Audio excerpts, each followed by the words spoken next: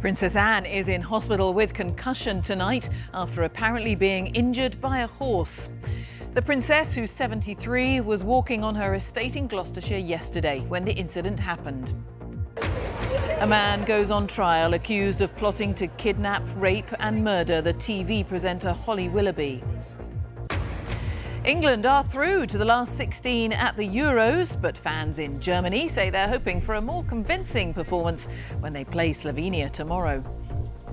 Is he still feeling confident? Oh, come on. That's a trick question. Yes, 100%.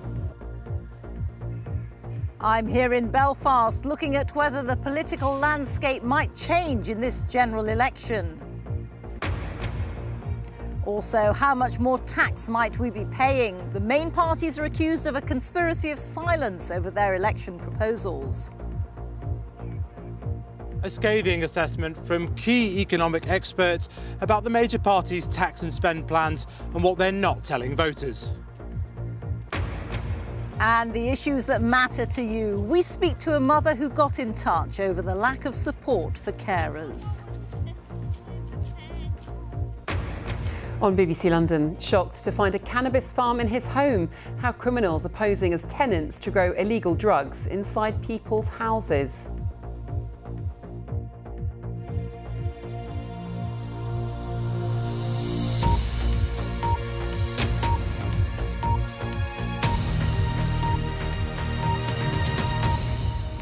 Hello, good evening. Princess Anne is in hospital with concussion tonight after apparently being injured by a horse while walking on her estate in Gloucestershire yesterday. Buckingham Palace says the princess, who's 73, is expected to make a full recovery but is likely to remain in hospital for some days. A working trip to Canada planned for later this week has been postponed. Here's our senior royal correspondent, Daniela Relf. Just over a week ago, trooping the colour, the Princess Royal was on horseback, where she loved to be.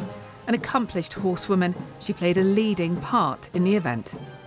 But last night, Princess Anne was injured on her estate, Gatcombe Park in Gloucestershire. She was hurt after coming into contact with a horse's head or legs while on a walk. The princess was taken by ambulance to Southmead Hospital in Bristol, where she's now in a comfortable condition. It's understood she hasn't yet been able to recall the details of what happened. In a statement, Buckingham Palace said, "The Princess Royal has sustained minor injuries and concussion following an incident on the Gatcombe Park estate yesterday evening.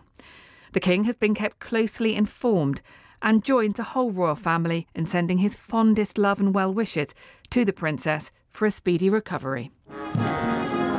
Year on year, Princess Anne tops the list of royals who carry out the most public engagements.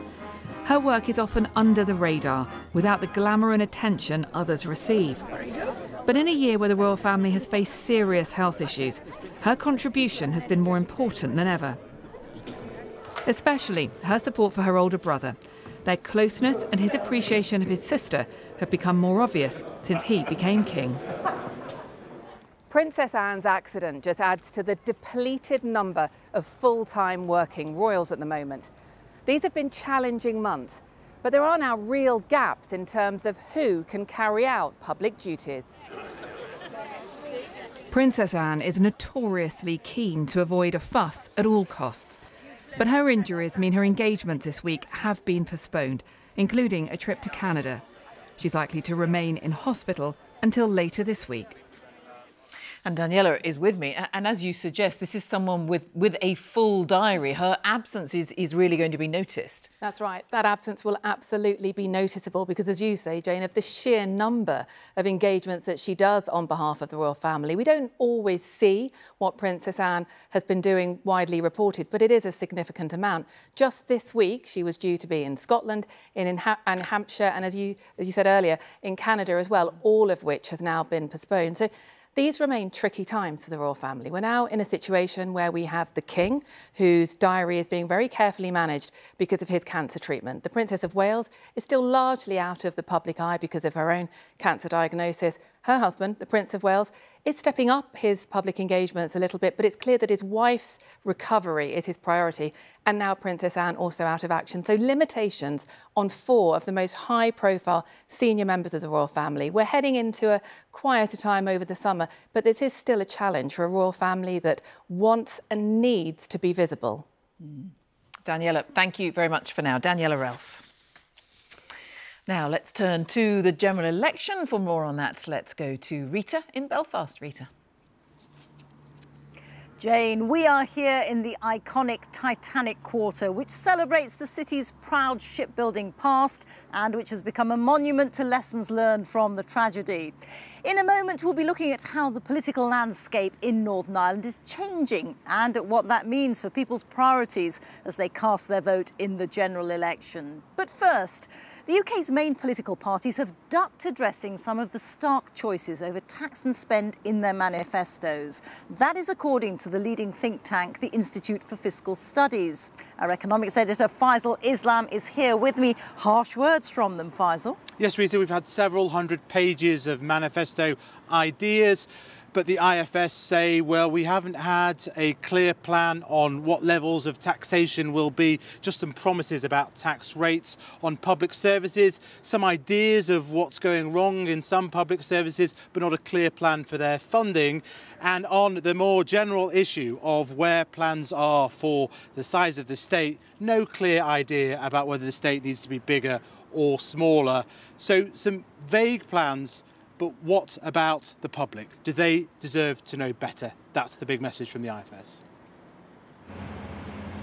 10 days out from the election, we are now in a position to be able to compare the main parties' big offers, their promises to the electorate in the manifestos with the help of the Institute for Fiscal Studies. First, the size of the manifesto in tax and spend terms. This chart compares all the cash into the exchequer, so tax rises and spending cuts above the line, and the reverse below the line. Conservatives say they want about £30 billion of cash into the exchequer, like squeezing benefits, with the same amount out, including that national insurance cut. Labour's plans are half as big, targeting health and schools measures and green investment funded by smaller tax rises, for example on private schools. The Lib Dems and Greens are pushing for better resourced public services funded by significant tax rises, and Reform thinks it can shrink government and taxes radically. So how does all that affect tax? This is a chart since the Second World War of all the tax as a percentage of the size of the economy. You can see the rough pattern here. The Lib Dems and Labour would take this tax burden to the highest level since 1948. The Conservatives would stabilise it at the highest level since 1950. But the big picture is that all the parties would leave intact this rise in the tax burden we've seen over the past Parliament, this Parliament of emergencies, the pandemic and the energy crisis, and it wouldn't really fall. So why all this talk about spending cuts when the tax burden is doing that? Well, the Conservatives say they do want to spend more on defence, Labour on schools, but the real mystery here is about what's happening in unprotected departments, important spending on councils, courts, higher education, for example. There, we are not being told the full story. We're either going to see some big tax increases or some spending cuts, given where we are with the public finances at the moment. And honestly, we don't know which way either party would go post-election. Neither of them want to say we're going to cut this. Neither of them want to say we're going to increase taxes here. But if they're going to keep to their own self-imposed fiscal discipline, they're likely to have to do one or the other. The PM responded today by saying his plans are fully costed and will deliver tax cuts at every age. The Labour leader, Sir Keir Starmer, said Labour's plans were about growing the economy after 14 years of flatlining. The Lib Dems also said their plans were fully costed, and the Greens, in a BBC Panorama interview, said their big plans to grow spending were not out of the ordinary internationally. You're promising things that can't be delivered. Well, and I've quoted to you what other experts have said welcoming our proposals, other economists, financial experts who've said the Green Party is bringing in a different way of thinking that by European standards is actually fairly normal, and we can't expect to have the level of health services, the quality of education system that other countries have if we don't put the investment in that's needed. We aren't getting a full picture from any of these parties' manifesto, but you get a sense of the instincts on tax and spend and on the size of government going forward. But it is worth remembering that the experience of the past 5 years is that when the economic waters get choppy, many of these grand plans get dumped in the deep sea. Faisal Islam there. And if you want to hear more of Nick Robinson's interview with Adrian Ramsey, you can watch the whole discussion along with all the other leader interviews on the BBC iPlayer.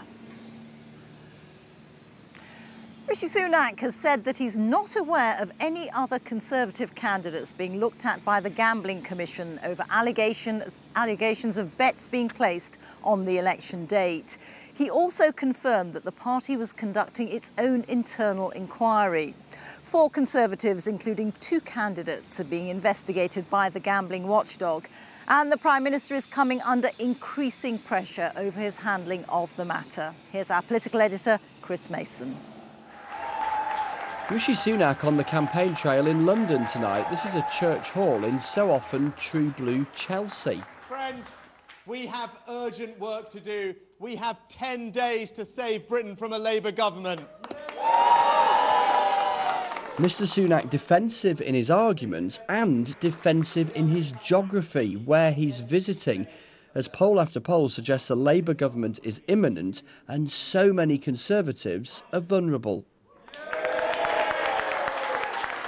The Prime Minister in Chelsea, of all places, trying to focus his arguments on what he sees as the dangers of a Labour government and turn the page from all of those questions about the betting saga. Earlier, he was at the Sun newspaper for a question and answer session which began with the saga about alleged betting on the timing of the general election. He said the Conservative Party was also looking into it, as well as the gambling regulator. In parallel, we have been conducting internal inquiries. These are very sensitive matters. They have to be done in a way that doesn't compromise the integrity of police and other investigations. You see what this looks like to readers, to voters, to the public. It looks like the last days of Rome. Harry, as I said, I share absolutely in people's... I'm as angry as anybody when I learnt about these things. The Prime Minister also made this claim of the Labour leader Sir Keir Starmer about people crossing the Channel in small boats. I can tell you now, they are queuing up in Calais waiting for a Starmer government so they can come here and stay here. Oh, like, that is the choice. 800. Right? Nearly 13,000 people have crossed the Channel so far this year, a higher number than at this point in any of the last 4 years.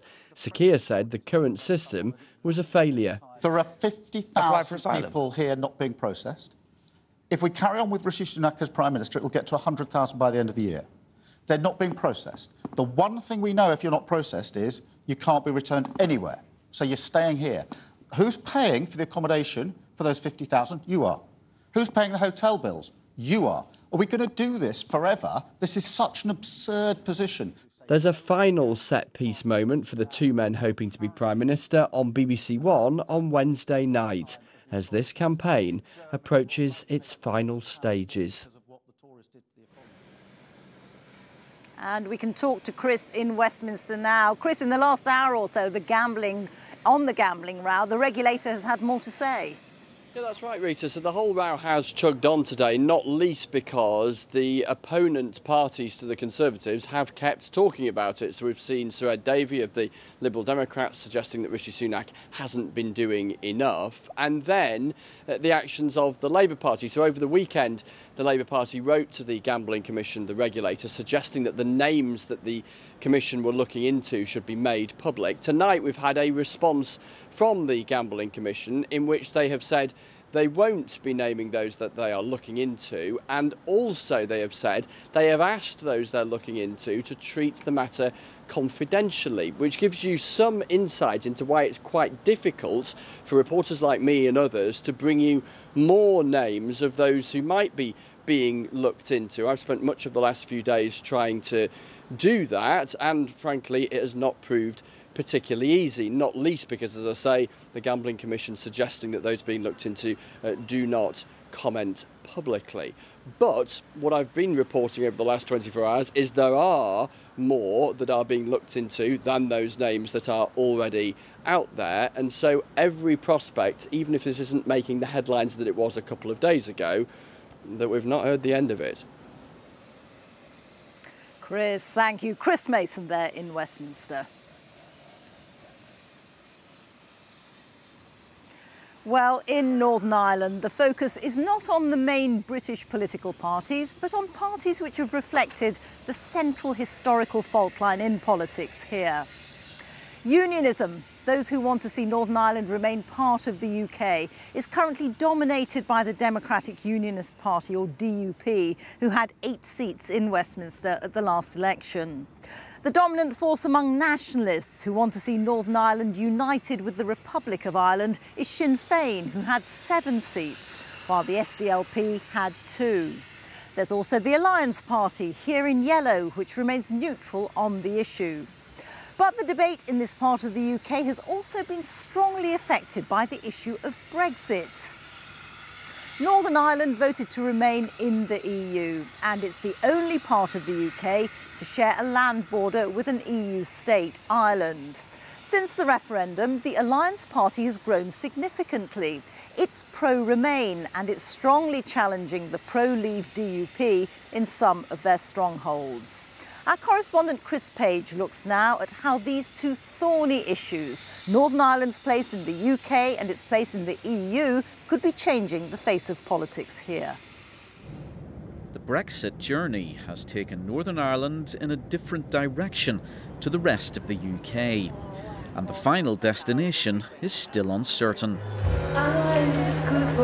At this music festival, people say there have been years of political disharmony since the referendum. There was a lot of misinformation that maybe led to a vote that people didn't want. Northern Ireland really isn't capitalising on the position that we're in, being the link between the UK and the rest of Europe. I feel like that's been a completely wasted opportunity. Northern Ireland's in the unique position of having full access to the EU and British markets. But there's also been a trade border in the Irish Sea, checks on goods arriving here from Great Britain. That led the Democratic Unionist Party to veto the formation of a power-sharing devolved government for 2 years, until a new agreement 4 months ago. It's not a job done, but it's significant work progress, and we're going to build on that in the future. 8 years ago today, the Brexit referendum result was declared, a result the DUP welcomed at the time. There are those who will say Brexit's fundamentally damaged the union. The people chose what they wish to see the future of this country being. It was delivered for Great Britain. It has not been delivered for Northern Ireland, and in that respect, democracy has been dishonoured. Another pro-Brexit party, the traditional Unionist Voice, is accusing the DUP of compromising too much. But Unionists who opposed Brexit say they've been proved right. Brexit purists, they haven't got the Brexit they wanted. That's the problem. But the Brexit they wanted could never be delivered. The whole cohesion of the union has been damaged because of Brexit. But the Irish Sea border needs to go.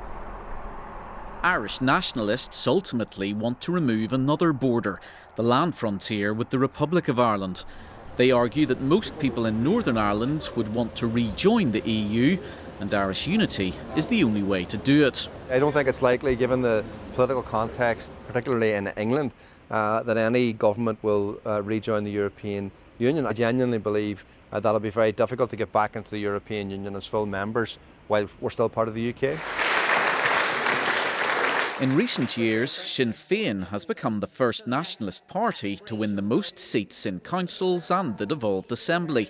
It says Brexit has caused too much blockage. People want to see us move forward. People want to see that strong leadership. People want to see the positive change in their communities. Unionists say they want to work with the next Westminster government to remove any remaining trade barriers between here and the rest of the UK. Are you prepared to work with them in that? We will work with anybody to at the end of the day to eradicate any barriers there may be. But as we said from the outset of Brexit, Brexit was always going to mean friction. Brexit was always going to mean barriers and new borders. Brexit has arguably increased the focus on constitutional issues, but the party, which is neither unionist nor nationalist, has grown strongly. Alliance isn't advocating for a united Ireland or for the United Kingdom. What we're advocating for is the best possible outcome for Northern Ireland. I believe that closer alignment between the UK and the EU is best for Northern Ireland. I also believe it has benefits for the rest of Ireland and the rest of the UK. Concert goers suggest historical identity politics is weakening. Issues that matter. Education's always very important, and the economy, so we're getting to real politics here in Northern Ireland. Elections show which way politics is moving. In Northern Ireland, perspectives are shifting, not least because of Brexit. Chris Page, BBC News, Belfast. Now, throughout this election, we've been asking you to get in touch with us to tell us what issues you would like us to cover through your voice, your vote.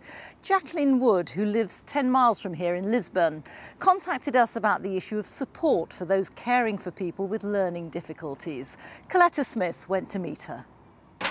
Hello, Jacqueline. Hello, Coletta. Sometimes the quietest people can have the most powerful voices. Jacqueline's one of them, a full-time carer for her daughter Emma, who has special needs. She knows everywhere. She's just a wonderful person. Do you want to say hello to Coletta? Why did you contact us? Because absolutely nobody is talking about the learning disabled. Jacqueline only gets half her allocated hours of home support because of a constant battle for staff. They're the most vulnerable people in society from the day they're born until the day they die. And they have to put them into a special category and pay a special category salary to the people who are doing such a good job caring for them. If they don't do that, they will never solve the problem. Jacqueline's knitted a support network of other carers and families around her, but they're all struggling with the local respite centre closed at the moment. Having a baldy, why we come bottom of the list. I think other things just seem to get priority. The trust in charge told us they are working to provide local respite care again, but it can't come soon enough for Beth in her 80s, who cares for her sister Jenny. We carers are saving the government a mint of money over the years. You know, and I think they should be producing the goods to help. My biggest heartache is that Emma has nowhere to go when I die. The politicians in Westminster and in all the devolved assemblies have been weighed in the balance and they've been found wanting. I don't know how they look in the mirror. This election, Jacqueline and her friends are hoping someone will hear their voices and support them in daily life. What we all say is the sun rises and we get up with it, and you get through that day. Do you like the water? I love it. And Coletta is with me. Stories of such anxiety and concern there, Coletta. What are the political parties saying they'll do about it? Well, you can understand the frustration for Jacqueline and millions of carers right the way across the UK to have heard such little detail about what support or provisions will be potentially put in place for those who care for people with special needs. There is broad agreement across the political parties that the system is struggling to cope at the moment and needs major reform. The Liberal Democrats have promised a rise in that minimum wage for carers to try and solve the recruitment crisis that we were hearing about there.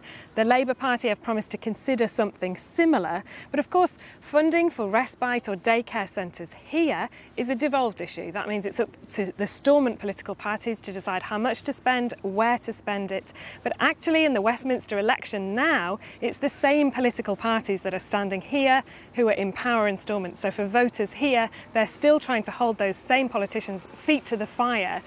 There isn't all that much hope that things may change. People aren't necessarily holding their breath, but it's a moment where potentially the burden could be lifted from those struggling the most. Coletta, thank you very much. And with that, that is it from the Titanic Quarter in Belfast. And it's back to you, Jane, in the studio. Rita, thank you. A man has gone on trial accused of plotting to kidnap, rape and murder the TV presenter Holly Willoughby. Gavin Plum, who's 37 and from Essex, is alleged to have developed an obsession with the star over a number of years. He denies the charges. Our correspondent Lizo Mazimba was in court. Good morning and welcome to your Wednesdays this morning. Holly Willoughby is one of TV's best-known faces, a presenter on ITV's This Morning for 14 years.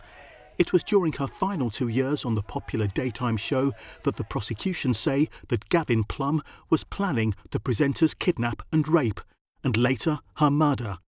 The prosecution said Plum had initially spoken online with a man known only as Mark about his plans in 2021. It was alleged that the defendant told him, "I'm going to be living out my ultimate fantasy." Prosecutor Alison Morgan KC told the court it was not just the ramblings of a fantasist. The defendant had carefully planned what he would do. Later, the jury heard that Plum, who was present in court, was communicating online with another individual about his plans in graphic detail, and that he sought to encourage that individual to commit kidnap, rape and murder with him. The prosecution added that what the defendant didn't know was that the person was an undercover police officer based in the USA. The court was told that the 37-year-old security guard had a sexual obsession with Holly Willoughby and that he'd previously made kidnap attempts against other women, trying to force 2 women from a train under the threat of a gun and trying to tie the hands of 2 16-year-old girls at knife point. Any alleged victim of a sexual crime, like incitement to rape, automatically receives lifelong anonymity. In this case, Holly Willoughby has chosen to waive that. The prosecution also said that she would not be a witness, as the case was only concerned with Plum's planning, which they say was interrupted when his home was raided by police, followed by his arrest. The trial is expected to last 2 weeks. Gavin Plum denies the charges. Lisa Mazimba, BBC News, Chelmsford Crown Court. Now a look at some other stories making the news here tonight. Lucy Letby has told a jury she has never intended or tried to harm any baby in her care. The former neonatal nurse is being retried over the alleged attempted murder of a baby girl known as Child K at a hospital in Chester in 2016. She denies the charge. A verdict couldn't be reached in the case last year when Letby was convicted of murdering 7 babies and attempting to murder another 6. The father of the missing British teenager Jay Slater says he's experiencing a living hell as the search for his son in Tenerife enters a second week. The search teams are working in challenging conditions at Rural de Teno National Park, which is the 19-year-old's last known location. An actor in one of the Pirates of the Caribbean films has died after being attacked by a shark while he was surfing. Tamayo Perry, who played one of the buccaneers in Pirates of the Caribbean on Stranger Tides, died yesterday in Hawaii. The 49-year-old had worked as a surfing instructor and lifeguard for more than 10 years. Now, it's official. England have qualified for the knockout stages of the Euros without kicking a ball, after other results tonight ensured they'd go through, whatever the result of their final group game against Slovenia tomorrow. Our sports correspondent Andy Swiss is in Cologne this evening. Andy, England fans breathing a sigh of relief? Yes, it's a bit of a strange one, Jane. Why are England through? Well, it's because Albania lost tonight, and that means even if England don't finish in the top 2 in their group, they will go through as one of the best third-place teams. Confusing?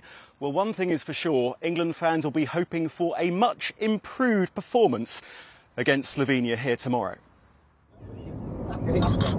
England fans in Cologne out enjoying a cruise on the River Rhine, but after their team's stodgy start to the Euros, it's hardly been plain sailing. We've got the best attacking players, I think, in the whole tournament, but we just haven't been using them right. Having watched the first 2 games, you still feeling confident? Oh, come on. That's a trick question. Yes, 100%. It will get better. England were booed off by some supporters after last week's frustrating draw with Denmark, but they are still top of their group, and these fans are keeping the faith. I think once they've scored, they go on the defence rather than the attack, and I think they need to change that side of things. But you're still confident? Oh, yeah. Southgate's got it, kid. No problem. England haven't been short of critics, though. Captain Harry Kane says former players who are now pundits should be more supportive, but the manager says he's not bothered. It's not important to me. There's nothing to be gained from us that's going to help improve us. Listening to external criticism, we know what we've done well. We're very honest about that. We know where we need to be better. We're brutally honest about that. Well, on paper, the match here in Cologne should be England's easiest of their group. Slovenia are ranked just 57th in the world, but so far in this tournament, not much has been straightforward. But it's been far harder for Scotland. After their agonising exit, they headed home this afternoon. England will be hoping their Euros journey still has plenty of mileage. Andy Swiss, BBC News, Cologne.